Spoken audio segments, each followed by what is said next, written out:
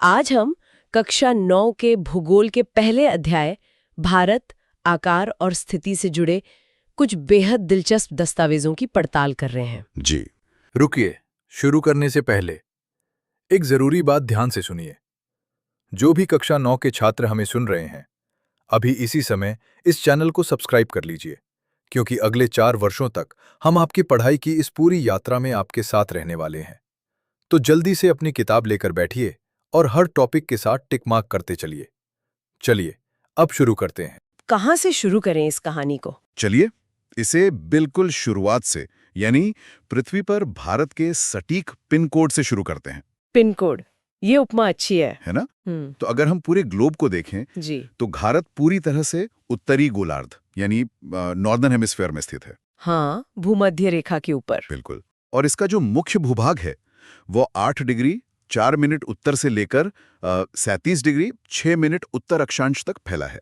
और अगर देशांतर यानी लॉन्गिट्यूड की बात करें तो वो 68 डिग्री 7 मिनट पूर्व से लेकर 97 डिग्री 25 मिनट पूर्व तक है। बाप रे, ये सुनने में शायद गणित के किसी जटिल फॉर्मूले जैसा लगे। थोड़ा बहुत, हाँ। लेकिन इसी के बीच में एक बहुत ही दिलचस्प रेखा है, कर्क रेखा, जिसे हम ट्रॉपिक ऑफ कैंसर कहते हैं, जो 23 डिग्री 30 मिनट उत्तर पर है। जी, ये काल्पनिक रेखा देश के बिल्कुल बीच से होकर गुजरती है और इस विशाल भूभाग को लगभग 2 बराबर हिस्सों में बांट देती है। लेकिन कहानी सिर्फ इस मुख्य जमीन तक खत्म नहीं होती है ना? बिल्कुल नहीं। मुख्य जमीन के अलावा इसके दोनों तरफ समुद्र में भी भारत का विस्तार है। हाँ, अगर दक्षिण पूर्व की तरफ नजर डालें तो बंगाल की खाड़ी में अंडमान और निकोबार द्वीप समूह स्थित हैं। और वहीं दूसरी तरफ दक्षिण पश्चिम में अरब सागर के नीले पानी के बीच लक्षद्वीप मौजूद है। मतलब ये द्वीप सिर्फ जमीन के टुकड़े नहीं हैं? नहीं, एकदम नहीं। ये एक तरह से समुद्र में दूर तक फैले हुए भारत के सुरक्षा और व्यापारिक आउटपोस्ट हैं। और जब इन सबको एक साथ मिला दिया जाता है तो जो तस्वीर उभरती है वो वाकई मतलब बहुत विशाल है। सही कहा। इस पूरे भूभाग का कुल क्षेत्रफल 32.8 लाख वर्ग किलोमीटर है। 32.8 लाख, ये नंबर ही अपने आप में बहुत बड़ा है। और अगर इसे वैश्विक नजरिया दिया जाए तो यह पूरी दुनिया के कुल भौगोलिक क्षेत्रफल का लगभग 2.4% हिस्सा है। 2.4%। और इसी के साथ भारत दुनिया का 7वां सबसे बड़ा देश बन जाता है। जी, इस विशालता को देखकर ऐसा लगता है जैसे ये कोई साधारण जमीन नहीं, बल्कि एक विशाल प्राकृतिक रंगमंच है। विशाल प्राकृतिक रंगमंच, वाह, ये उपमा मुझे बहुत पसंद आई। है ना? एक ऐसा भव्य मंच जहां उत्तर में आसमान छूते पहाड़ है, दक्षिण में गहरा समुद्र है और बीच में दूर दूर तक फैले मैदान और द्वीप हैं। और इस रंगमंच की दीवारें भी उतनी ही भव्य हैं। बिल्कुल। अगर हम जमीनी सीमाओं को नापें तो भारत की स्थल सीमा रेखा लगभग 15,200 किलोमीटर लंबी है। 15,200। और अगर समुद्री तट रेखा की बात करें, अगर मुख्य भूमि के साथ साथ अंडमान निकोबार और लक्षद्वीप को भी जोड़ लिया जाए तो यह 7,516.6 किलोमीटर लंबी हो जाती है। अरे बाप रे! अब यहाँ सबसे अहम बात यह है कि ये सिर्फ आंकड़े नहीं हैं। एकदम सही। इतनी विशाल जमीनी और समुद्री सीमाएं किसी भी देश को एक ही समय में 2 सबसे बड़ी ताकतें देती हैं। अभेद्य सुरक्षा और असीमित व्यापार। बिल्कुल। देश के उत्तर पश्चिम, उत्तर और उत्तर पूर्व में जो नवीनतम वलित पर्वत हैं, जिन्हें हम यंग फोल्ड माउंटेन्स कहते हैं, यानी हिमालय की श्रृंखलाएं। जी, वे सिर्फ पत्थर की दीवारें नहीं हैं, वो एक प्राकृतिक सुरक्षा कवच हैं। लेकिन इतनी बड़ी विशालता एक बहुत ही अजीब सा भूगोल का भ्रम भी पैदा करती है ना? हाँ, ये एक बहुत ही दिलचस्प पहलू है। मतलब अक्षांश और देशांतर का जो खेल है वो एकदम दिमाग को घुमा देने वाला है। अक्षांश और देशांतर दोनों का फैलाव लगभग 30 डिग्री का है। जी, लगभग 30 डिग्री। लेकिन अगर कोई भारत के नक्शे को देखे तो पूर्व से पश्चिम की चौड़ाई हमेशा उत्तर से दक्षिण की लंबाई की तुलना में थोड़ी कम नजर आती है। हाँ, ये तो हुई नजरों के भ्रम की बात, लेकिन ये 30 डिग्री का फैलाव सिर्फ जगह को नहीं, समय को भी तोड़ मरोड़ देता है। एग्जैक्टली। और यही वो बिंदु है जहां भूगोल हमारी रोजमर्रा की जिंदगी पर सीधा असर डालता है। पृथ्वी अपनी धुरी पर लगातार घूम रही है और 30 डिग्री के देशांतरीय फैलाव का सीधा मतलब है समय में बदलाव। इसे कैसे समझा जाए, मतलब गणित के हिसाब से? देखिए, पृथ्वी को 1 डिग्री घूमने में 4 मिनट का समय लगता है, तो 30 डिग्री घूमने में 120 मिनट लगेंगे। यानी पूरे 2 घंटे? बिल्कुल। यही कारण है कि पश्चिम में गुजरात और एकदम पूर्व में अरुणाचल प्रदेश के स्थानीय समय के बीच 2 घंटे का एक बड़ा गैप आ जाता है। ये बात सोचने में ही कितनी अजीब लगती है ना? मतलब जब अरुणाचल प्रदेश में सूरज निकल चुका होता है, चिड़ियां चहचहा रही होती हैं और लोग अपने दिन की शुरुआत कर रहे होते हैं। जी, ठीक उसी समय गुजरात में लोग अभी भी गहरी नींद में होते हैं और वहां चारों तरफ अंधेरा होता है। दोनों जगहों का प्राकृतिक समय पूरी तरह अलग है। लेकिन अगर ऐसा है तो पूरे देश का सिस्टम कैसे चलता है? इसके लिए एक मानक समय तय किया गया है। हाँ, स्रोत सामग्री में बताया गया है कि 82 डिग्री 30 मिनट पूर्व देशांतर रेखा को जो उत्तर प्रदेश के मिर्जापुर से गुजरती है, जी, मिर्जापुर, उसे पूरे देश का मानक याम्योत्तर यानी स्टैंडर्ड मेरिडियन मान लिया गया है। लेकिन यहाँ एक सवाल उठता है। कैसा सवाल? अगर प्रकृति ने पूर्व और पश्चिम को 2 अलग-अलग टाइम जोन दिए हैं, तो पूरे देश पर मिर्जापुर का समय थोप देना क्या उन लोगों के लिए अजीब नहीं है जो बिल्कुल किनारों पर रहते हैं?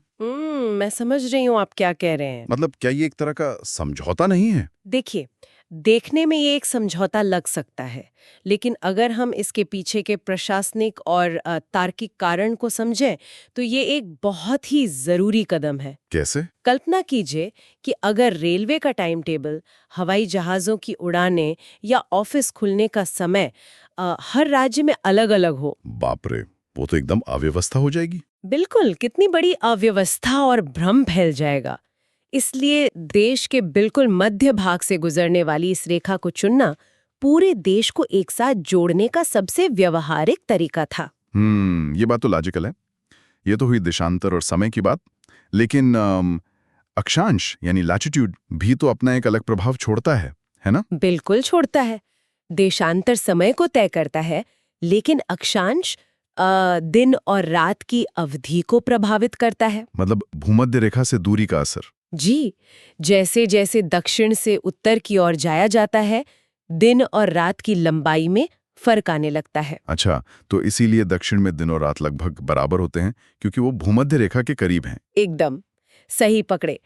लेकिन जैसे जैसे हम उत्तर की ओर हिमालय की तरफ बढ़ते हैं, गर्मियों और सर्दियों में दिन रात की अवधि का अंतर बहुत बड़ा हो जाता है। ये प्रकृति का अपना चक्र है, जो इस विशाल फैलाव के कारण एक ही देश में अलग-अलग तरीकों से महसूस किया जाता है। जी, और समय और स्थान के इस जटिल लेकिन दिलचस्प संतुलन को समझने के बाद अगर हम थोड़ा जूम आउट करें, हाँ, नक्शे को थोड़ा दूर से देखें, तो एक और बड़ा आहा मोमेंट इंतजार कर रहा है।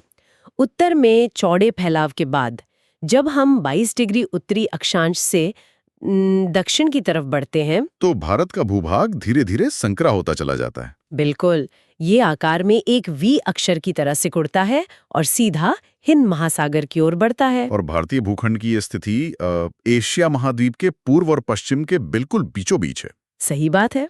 यह दक्षिण का पठार जो हिंद महासागर में इतनी गहराई तक शीर्षवत यानी एक त्रिकोण की तरह फैला हुआ है, उसे देखकर मुझे एक बहुत ही आधुनिक उपमा याद आती है। कैसी उपमा? ये किसी विशाल डॉकयार्ड या दुनिया का सबसे बड़े प्राकृतिक बंदरगाह जैसा लगता है। अरे वाह, ये विशाल डॉकयार्ड वाली बात सिर्फ एक उपमा नहीं है, ये हजारों सालों से एक ऐतिहासिक और आर्थिक सच्चाई रही है। सच में के देशों से जुड़ जाता है। और पूर्वी तट के जरिए ये पूर्वी एशिया के देशों से सीधे संपर्क में रहता है। तो ये डॉकयार्ड एक चुंबक की तरह है जो सदियों से दुनिया भर के व्यापारिक जहाजों को अपनी ओर खींचता रहा है। बिल्कुल, और शायद यही वो कारण है जिसका जिक्र हमने बिल्कुल शुरुआत में किया था। वो हिंद महासागर के नाम वाली बात। जी, हिंद महासागर में किसी भी और देश की तटरेखा इतनी लंबी और इतनी महत्वपूर्ण नहीं है जितनी भारत की है। सही बात है।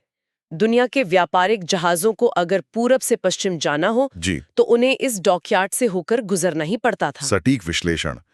किसी महासागर का नाम एक देश के नाम पर यानी हिंद महासागर रखा जाना केवल एक सम्मान या कोई कूटनीतिक जीत नहीं है। तो फिर क्या है? ये भूगोल द्वारा दिया गया एक अकाट्य प्रमाण है ये बताता है कि रणनीतिक और व्यापारिक रूप से इस पूरे समुद्री इलाके पर भारत का प्रभुत्व सदियों से कितना निर्विवाद रहा है। मतलब जब आपका भूगोल आपको दुनिया के सबसे व्यस्त समुद्री रास्तों के बिल्कुल बीच में लाके बैठा दे, तो वैश्विक एकीकरण कोई विकल्प नहीं रह जाता। नहीं, वो एक प्राकृतिक नियति बन जाता है। वैश्विक एकीकरण यानी ग्लोबलाइजेशन। जब हम आज ये शब्द सुनते हैं तो हमारे दिमाग में इंटरनेट, फाइबर ऑप्टिक केबल्स, विशालकाय कार्गो जहाज और एयरलाइंस की तस्वीरें आती हैं। हाँ, हमें लगता है कि दुनिया पिछले कुछ दशकों में ही एक दूसरे से जुड़ी है। लेकिन ये पूरी तरह से सच नहीं है ना? एक बहुत बड़ा आहा मोमेंट ये है कि समुद्री रास्तों की खोज तो बहुत बाद में हुई। बिल्कुल, कोलंबस और वास्को डी गामा से बहुत पहले। जी, जब वे समुद्र में रास्ते तलाश रहे थे, उससे हजारों साल पहले जमीनी रास्तों से एक प्राचीन वैश्वीकरण पूरी रफ्तार से चल रहा था। हाँ, और इस प्राचीन वैश्वीकरण का सबसे बड़ा हाईवे कोई पक्की सड़क नहीं थी, बल्कि उत्तर के ऊंचे और बर्फीले पहाड़ों के बीच मौजूद दर्रे या माउंटेन पासेस थे। ये पहाड़ बाहर से देखने में एकदम अभेद्य और पार ना किए जा सकने वाले लगते हैं। लेकिन प्राचीन काल में जब समुद्री मार्ग दुनिया के लिए पूरी तरह से अज्ञात थे, तब अनगिनत यात्री, विद्वान और व्यापारी इन्हीं दुर्गम पहाड़ी रास्तों से होकर भारत आते और जाते थे। ये बात इसलिए भी हैरान करने वाली है क्योंकि इन रास्तों से सिर्फ सामान नहीं बल्कि विचार यात्रा कर रहे थे। प्राचीन काल का इंटरनेट आप कह सकते हैं। एकदम बिना किसी डिजिटल कनेक्शन के उपनिषदों के गहरे दार्शनिक विचार, रामायण और पंचतंत्र की कहानियां इन्हीं दर्रों से होकर दुनिया के अलग-अलग कोनों तक पहुंची। और सबसे बड़ी बात, भारतीय अंक और दशमलव प्रणाली, जिसे हम डेसिमल सिस्टम कहते हैं। जरा सोचिए, गणित की वो नींव जिस पर आज की पूरी आधुनिक विज्ञान और कंप्यूटर प्रोग्रामिंग टिकी है। जी, वो इन्हीं बर्फीले पहाड़ों के बीच से पैदल चलते हुए इंसानों के जरिए संसार के विभिन्न भागों तक पहुंची थी। ये विचार अपने आप में रोंगटे खड़े कर देने वाला है कि एक एक गणितीय सिद्धांत कैसे एक भौगोलिक दर्रे को पार करके वैश्विक बन जाता है। बिल्कुल, और व्यापार भी पूरी तरह से फल फूल रहा था। भारत से मसाले, मलमल का बारीक कपड़ा और व्यापार का अन्य कीमती सामान इन्हीं रास्तों से दुनिया भर में ले जाया जाता था। और जैसा कि हमेशा होता है, विचारों और वस्तुओं का ये लेन देन कभी भी एक तरफा नहीं होता। हाँ, जब भारत से इतना कुछ बाहर जा रहा था, तो बाहर की दुनिया का प्रभाव भी भारत आ रहा था। जैसे कि यूनानी स्थापत्य कला की झलक और पश्चिमी एशिया की वास्तुकला के प्रतीक। जी, जैसे इमारतों पर बनने वाले गोल गुंबद और मीनारें, वे भारत पहुंचे और यहाँ की कला का हिस्सा बन गए। यही भूगोल की असली ताकत है। जब अलग-अलग भूगोल के लोग इन रास्तों के जरिए आपस में मिलते हैं, तो वे केवल मसाले या कपड़े नहीं बदलते। सही कहा। वे अपना सोचने का तरीका, अपनी कला और अपना विज्ञान भी साझा करते हैं। इस आदान प्रदान ने एक ऐसी बौद्धिक और सांस्कृतिक क्रांति को जन्म दिया जिसने पूरी मानव सभ्यता को समृद्ध किया। और भारत की ये केंद्रीय स्थिति उसे सिर्फ एक बाजार नहीं बल्कि पूर्वी और पश्चिमी विचारधाराओं का एक सबसे बड़ा चौराहा बनाती है। लेकिन विचारों का ये सफर सिर्फ दूर दराज के देशों तक ही सीमित नहीं था, है ना? बिल्कुल नहीं। इसकी असली शुरुआत तो भारत के बिल्कुल अपने पड़ोस से होती है। अगर हम दक्षिण एशिया के नक्शे पर नजर डालें तो भारत का स्थान सबसे प्रमुख दिखाई देता है। प्रशासनिक और भौगोलिक रूप से ये एक विशाल ढांचा है जिसमें 28 राज्य और 7 केंद्र शासित क्षेत्र शामिल हैं। अब अगर हम इसकी बाउंड्री या सीमाओं का एक चक्कर लगाएं तो उत्तर पश्चिम में इसकी सीमाएं पाकिस्तान और अफगानिस्तान के साथ जुड़ती हैं। और अगर उत्तर की तरफ बढ़ें तो चीन यानी तिब्बत, नेपाल और भूटान मिलते हैं। और पूर्व की तरफ म्यांमार तथा बांग्लादेश के साथ सीमाएं साझा होती हैं। जी, और जमीनी पड़ोसियों के अलावा हमारे समुद्र पार के पड़ोसी भी हैं। हाँ, दक्षिण की ओर हिंद महासागर में 2 महत्वपूर्ण द्वीप समूह राष्ट्र मौजूद हैं, श्रीलंका और मालदीव। भारत और श्रीलंका के बीच एक छोटा सा समुद्री रास्ता है जिसे पाक जलसंधि या पाक स्ट्रेट और मन्नार की खाड़ी कहा जाता है। वही मालदीव हमारे लक्षद्वीप समूह के ठीक दक्षिण में स्थित है। ऐतिहासिक और भौगोलिक रूप से भारत का अपने इन सभी पड़ोसियों के साथ बहुत ही गहरा संबंध रहा है। जी, लेकिन यहाँ एक बहुत ही दिलचस्प विरोधाभास नजर आता है। कैसा विरोधाभास? एक तरफ तो ये कहा जाता है कि उत्तर में ऊंचे वलित पर्वत है और दक्षिण में विशाल महासागर है, नक्शे पर देखने पर ये बड़ी बड़ी दीवारों की तरह लगते हैं जो भारत को बाकी एशिया से अलग कर देते हैं। हाँ, ये तो है। लेकिन दूसरी तरफ हम पड़ोसियों के साथ गहरे संबंधों की बात कर रहे हैं। तो सवाल ये उठता है कि क्या ये पहाड़ और जलसंधियां असल में दीवारें हैं जो भारत को अलग थलग करती हैं, या फिर ये पुल हैं जो उसे बाकी दुनिया से जोड़ते हैं? ये एक बहुत ही गहरा सवाल है। तो इसका जवाब क्या है? अगर गहराई से देखा जाए तो ये दोनों ही हैं। दोनों कैसे? देखिए, एशिया के नक्शे में भारत बिल्कुल अलग और विशिष्ट नजर आता है, जिसे हम भारतीय उपमहाद्वीप या सब कॉन्टिनेंट कहते हैं। इस अर्थ में ये पहाड़ और समंदर दीवारें हैं। जो भारत को एक अनूठी सांस्कृतिक पहचान और सुरक्षा देते हैं। बिल्कुल, लेकिन जैसा कि हमने अभी दर्रों और समुद्री रास्तों की बात की, प्रकृति कभी भी पूरी तरह से दरवाजे बंद नहीं करती। हाँ, पाक जल संधि भले ही श्रीलंका को जमीनी रूप से अलग करती हो, लेकिन उसी जल संधि ने सदियों से सांस्कृतिक और व्यापारिक नावों को रास्ता भी दिया है। एकदम सही। हिमालय ने बाहरी खतरों को रोका जरूर, लेकिन उसके दर्रों ने ज्ञान और व्यापार के लिए हमेशा पुल का काम किया। तो अगर इस पूरे विस्तृत विश्लेषण को, इस पूरे डीप डाइव को एक सूत्र में पिरोया जाए, तो एक बात बिल्कुल शीशे की तरह साफ हो जाती है। वो क्या? जब हम भारत की बात करते हैं तो वो केवल एक प्राचीन संस्कृति या तेजी से बढ़ती अर्थव्यवस्था की कहानी नहीं है। जी, ये असल में उन अक्षांशों, देशांतरों और उस अद्वितीय भौगोलिक स्थिति की कहानी है जिसने इस पूरी सभ्यता को पनपने और दुनिया भर में फैलने का प्लेटफॉर्म दिया। बिल्कुल, चाहे वो 32.8 लाख वर्ग किलोमीटर का विशाल क्षेत्रफल हो, हिंद महासागर के बीचों बीच स्थित वो डॉकयार्ड हो, या फिर ज्ञान को दुनिया तक पहुंचाने वाले हिमालय के दर्रे हो। इस 3D ब्लूप्रिंट ने वास्तव में भारत के अतीत को गढ़ा है और इसके वर्तमान को भी दिशा दे रहा है। ये बिल्कुल सच है कि इतिहास की हर बड़ी घटना और अर्थव्यवस्था की हर बड़ी छलांग के पीछे भूगोल का कोई न कोई नियम काम कर रहा होता है। भारत का वैश्विक एकीकरण कोई आज के इंटरनेट युग की देन नहीं है। बिल्कुल नहीं। इसकी नींव तो उसी दिन रख दी गई थी जब पहले यात्री ने उन बर्फीले पहाड़ी दर्रों को पार किया था। और जब दक्षिण के उस त्रिकोणीय पठार ने पहली बार दुनिया के जहाजों को अपनी ओर आकर्षित किया था। भूगोल और नक्शे को देखने का ये नजरिया सच में बहुत कुछ बदल देता है। लकीरें अब सिर्फ लकीरें नहीं लगती, वे दुनिया को चलाने वाली नसें लगती हैं। बिल्कुल। लेकिन इस पूरी चर्चा के अंत में एक बहुत ही गहरा और उत्तेजक विचार सामने आता है जिस पर हम सबको सोचना चाहिए। कैसा विचार? हमने देखा कि कैसे प्राचीन काल में भौतिक भूगोल यानी इन दर्रों और महासागरों ने तय किया कि कौन भारत आएगा और भारत के विचार जैसे कि दशमलव प्रणाली कहां तक जाएंगे। जी, पहाड़ों ने सुरक्षा दी और समुद्रों ने व्यापार। लेकिन आज हम 2026 के एक पूरी तरह से अलग युग में जी रहे हैं। इस डिजिटल युग में जहां सैटेलाइट संचार, fibre optic cables, 5G internet और पलक झपकते ही दुनिया पार कर लेने वाले हवाई जहाज मौजूद हैं। हाँ, विचारों को पहाड़ों के दर्रों की जरूरत नहीं है। बिल्कुल। व्यापार अब सिर्फ जहाजों के हवा के रुख पर निर्भर नहीं है।